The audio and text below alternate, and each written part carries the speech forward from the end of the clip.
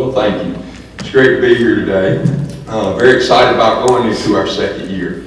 Our guys have been working extremely hard in the weight room. We've had an outstanding off season. We got a large number of transfers in January, guys that have really worked themselves into the program along with our returners. So we're very excited about this upcoming season. One of the reasons I'm so excited, the two guys sitting here next to me, Jonathan Woodard, all-conference defensive end, and Kyle Stouffer, second-team all-conference offensive tackle.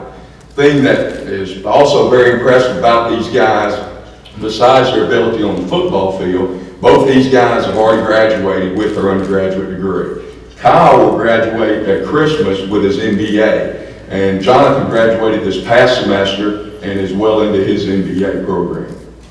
Very excited about the upcoming season and really looking forward to it. Thank you. Any questions?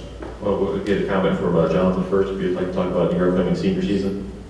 I'm just really excited to get everything going. Like Coach Campbell said, we've been working hard in the weight room. These last couple months we've been grinding. Through the work with Coach Steiner, we've made huge gains in the weight room and I think see those transitions to the field. Kyle, your turn. If you'd like to give us a statement about the upcoming season. Yeah, just like Jonathan said, done a lot of work this offseason in the spring.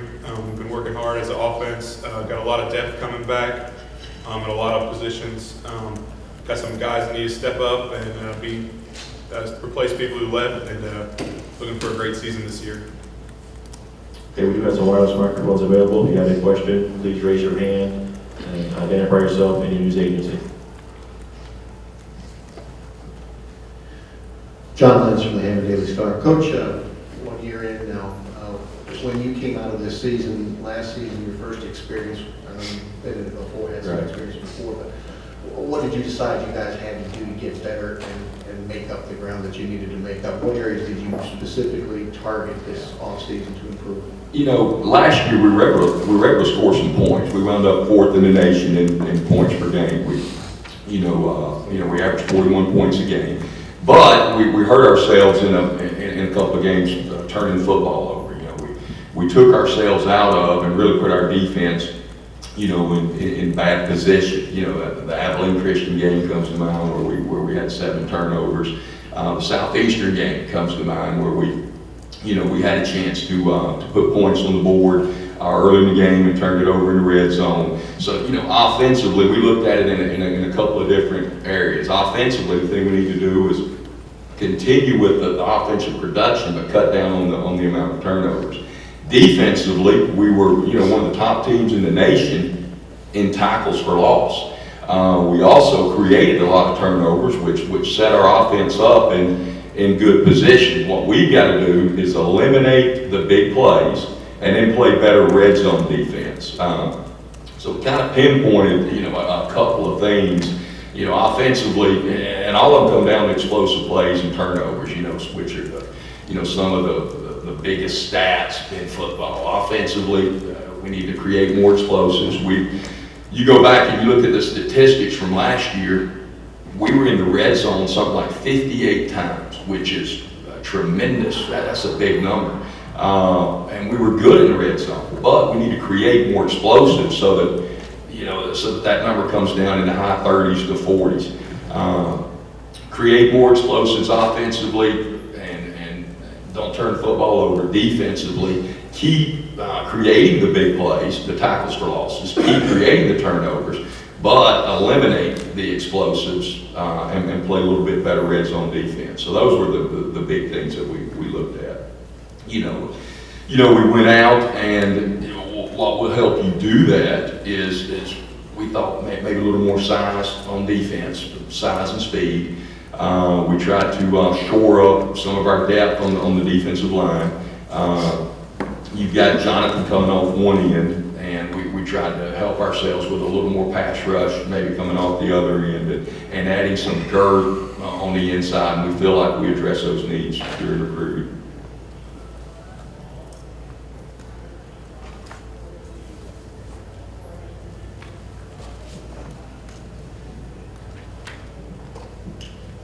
Coach Alex Hickey, Lake Charles American Press.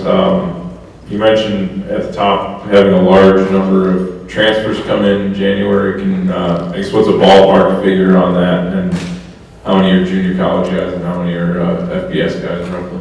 Yeah, we got 9 guys in at the break in January, which is, we lost 14 seniors last year, was able to get 9 guys in at the break, so that was big. And one of the reasons that you're able to do that is you had a large number of guys graduate. For the 5th year in a row, we received an APR award. The commissioner was talking earlier about, the commitment to academics, and at University of Central Arkansas, it starts with the president down to our athletic director, Dr. Teague, and trickles on down through. And whenever you're graduating a large number of guys, you're able to get a good number of guys in January. We were, I don't know, I guess we got 9 in. We had a transfer from Arkansas State and Brandon Cox. We got 3 receivers in that were, one was an Arkansas State transfer and 2 junior college transfers. Rosdell King was a transfer defensive end from Highland Community College. We picked up a guy named Raphael Garner that was actually an early, he's not a transfer, but he got to go through spring with us, and he's a year more mature. He's a guy that doesn't play like a true freshman, doesn't work out like a true freshman. Raphael is a guy that got to go through spring with us. I guess, 9 guys in January. I guess 7 of them were junior college guys, 1 high school guy, and 1 Arkansas State transfer. Hey, Coach, this is Kevin Gore, Nacogdoches. You talked earlier about your schedule, just the challenges that it has. But maybe you can talk about the early schedule, and then maybe on down the line in the schedule, you've got a good home schedule. Yeah. The schedule is, it's very, they say with each adversity comes great opportunity. And our schedule is set as such. Our first 3 games were on the road, which, that's not the way you would draw it up in one way to look at it, but the other way to look at it is you navigate those first 3 games, which you got to take them 1 game at a time anyway. We can take care of business those first 3 games, the schedule really flips, because once you get those 3 out of the way, 5 of your next 8 are at home. And you've got, the 3 teams that made the playoffs last year, with your Stephen F., Sam, and SFA, and Southeastern, coming to Conway. So it really, you navigate the first part, which, how do you do that? Well, you take them 1 game at a time and knock them out, take it one week at a time. Once those first 3 are over, the schedule really flips into our favor, and you've got a lot of good football teams coming to Conway, so it's a tremendous challenge, but it also presents a tremendous opportunity for us. So we like the way that the schedule sets up.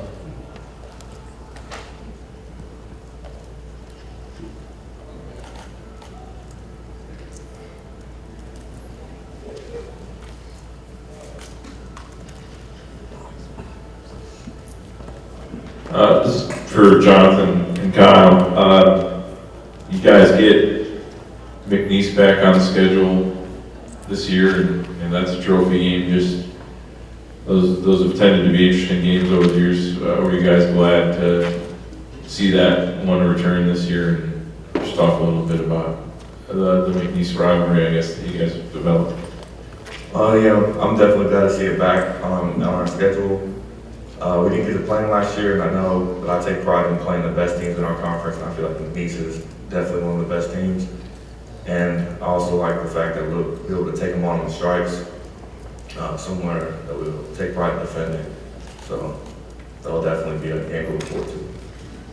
Yeah, it's a great game every year. Excuse me, I'm sorry. And you get to play for a trophy, which is just more fun, added incentive. And the last time they came to Conway, they got the better of us. So we're looking to definitely come back and win that game this year.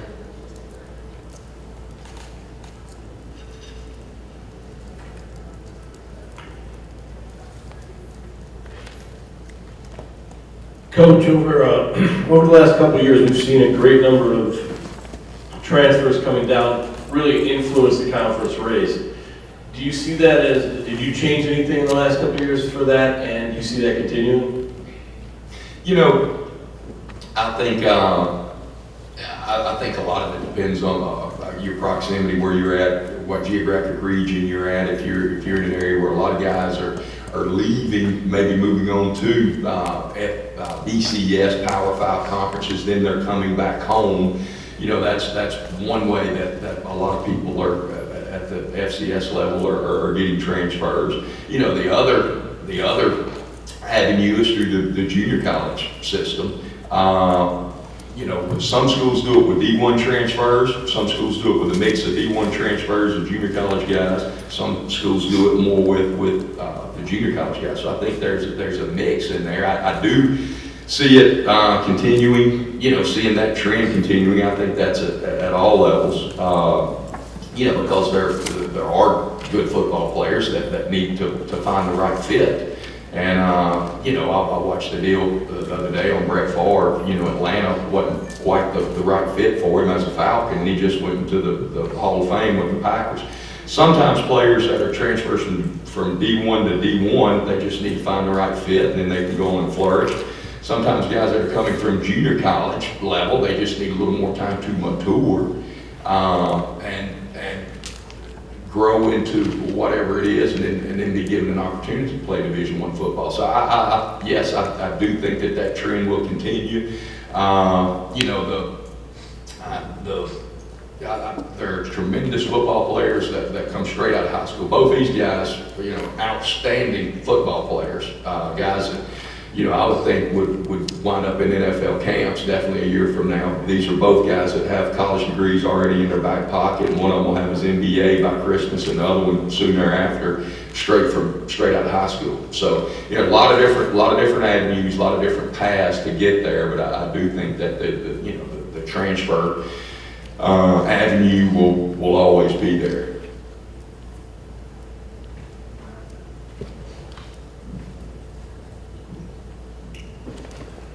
You'll have a new starting quarterback this year. What's that situation shaping out?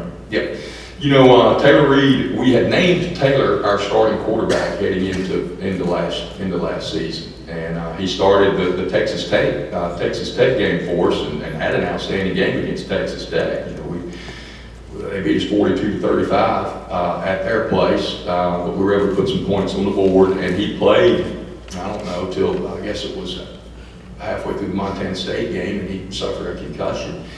And then Ryan took over and did an outstanding job for us. Ryan Howard came in and played extremely well during UT Martin earlier, and then at the Montana State.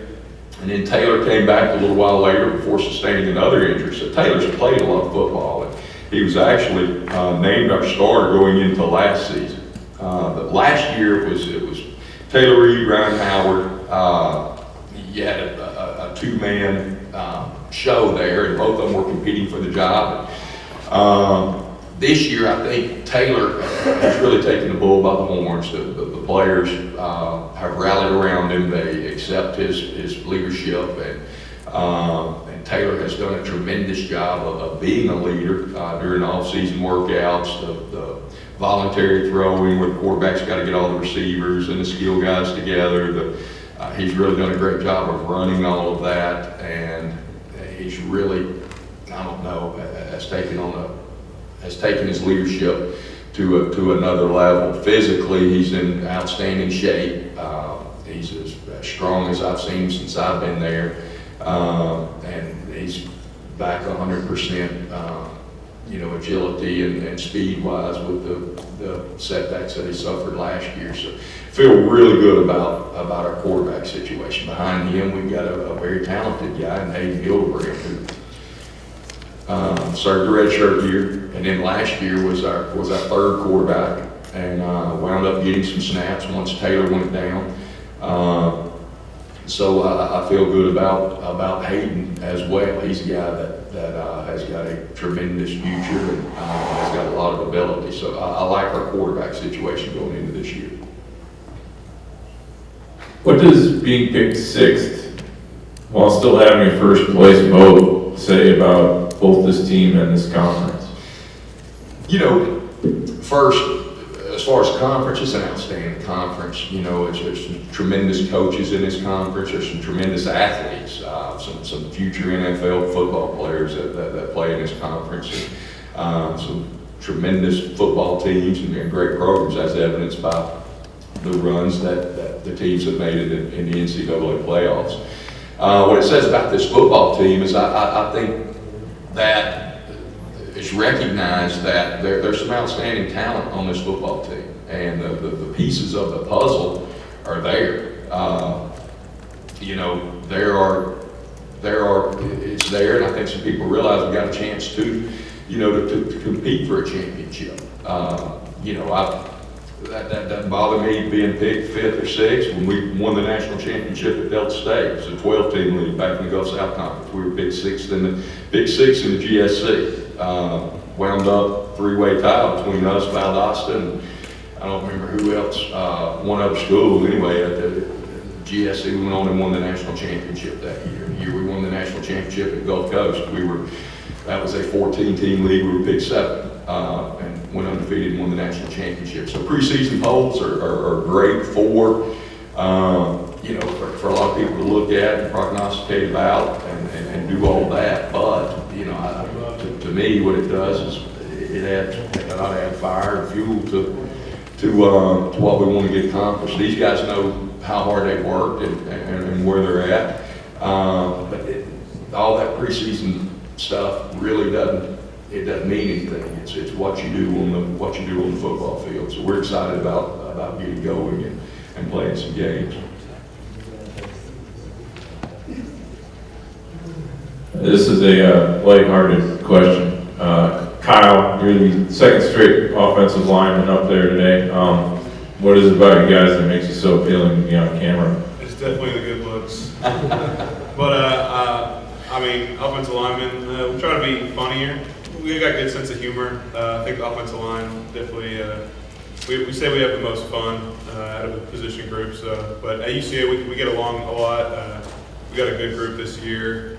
5 seniors coming back. So, well, a lot of leadership and guys who play in those big games.